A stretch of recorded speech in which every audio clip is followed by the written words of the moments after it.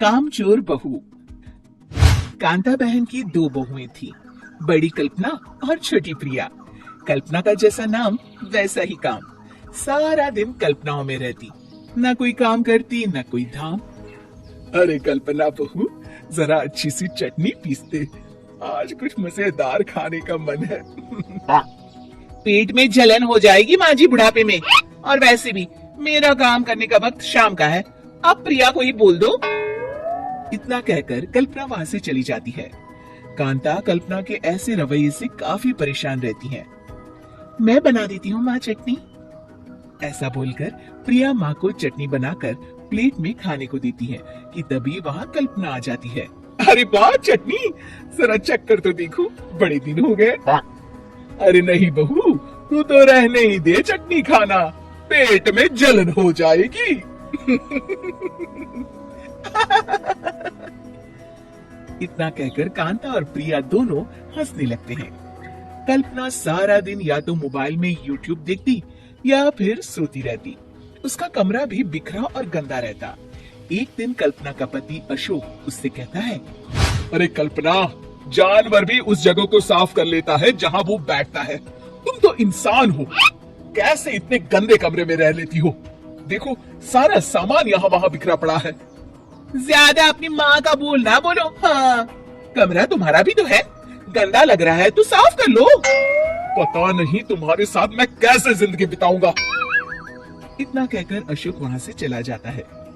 कल्पना बस खाना खाने कमरे से बाहर आती और फिर से कमरे में चली जाती। इससे कांता बहन काफी परेशान रहती। एक दिन प्रिया कांता से कहती है, माँ, मैं सारा दिन काम करके थक जाती हूँ, आप कल्पना दीदी से कहिए ना कि सुबह और शाम का काम बांट ले, मैं तो अब सिर्फ एक वक्त का ही काम करूँगी। हाँ। अरे तो वो भी ना करना, एक बहू तो कामचोर थी, दूसरी भी आ गई काम ना करने के बहाने लेकर। तभी वहाँ प्रिया का पति रमेश आ जाता है। माँ, मैं देख रहा हूँ भाभी कोई काम नहीं करती, प्रिया सारा दिन घर और रसोई का काम करती है, अब कुछ करो ना माँ। कांता मन में कुछ सोचती है और कल्पना के पास जाती है। कल्पना फोन पर मेकअप करना देख रही होती है। कल्पना, तुम सारा दिन बस मोबाइल देखती हो, घर का कोई काम भी कर लिया करो।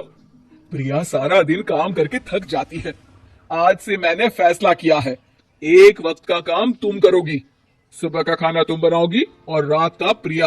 आप लोगों ने काम को हवा बना रखा है। अरे पता नहीं थोड़ा सा ज्यादा काम करने में आप लोग घबरा क्यों जाती हैं? और हाँ, बहुत ज्यादा प्रिया की तारीफ मत करिए मेरे सामने, बड़ी बहू तो मैं ही रहूंगी।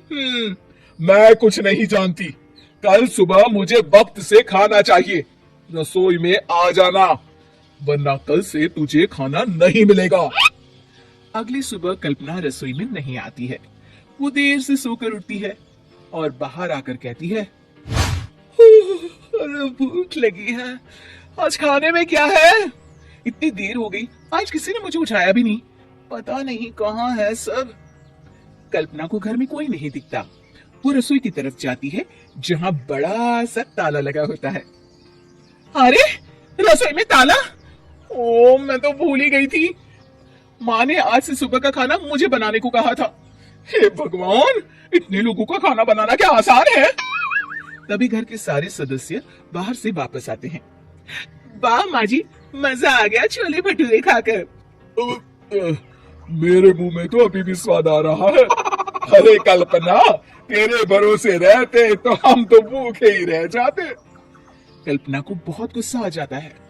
अब बहुत हो गया, आज से मैं अपनी रसोई अलग कर रही हूँ, मैं अपना खाना खुद बना लिया करूंगी। कल्पना अपनी रसोई अलग कर लेती है, पर आए दिन उसका देर से उठना और काम न करने की आदत से वो भूखी ही रह जाती थी। उसी के सामने घर के लोग अच्छे अच्छे पकवान खाते और कामचोर कल्पना को जैसे तैसे ही खाना बनाकर खाना पड़ता। पर एक दिन तो हद ही हो गई। माँ, दीदी आज सुबह से कमरे से बाहर नहीं निकली, हमें जाकर देखना चाहिए। सो रही होगी कामचोर कहीं की, और तुम कहती हो तो चलो देख लेते हैं उसे। कल्पना कमरे में पेट पकड़कर बैठी होती है। हाय मेरा दर्द, पेट दर्द के मारे मर रही हूं मैं।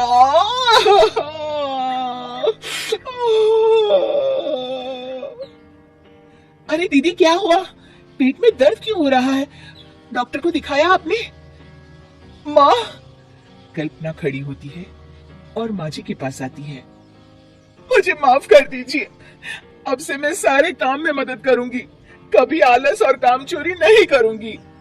हाँ हाँ, वो तो ठीक है, लेकिन अचानक क्या हो गया जो तू काम करने को तैयार हो गई?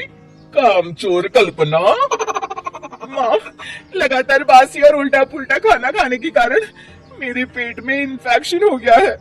काम न करना पड़े इसलिए मैं 2 दिन का खाना एक दिन ही बना लेती थी। बासी और खराब खाना खाने के कारण लेने के देने पड़ गए। पेट में दर्द हो रहा है। चलो, अच्छा हुआ, देर आए दुरुस्त आए।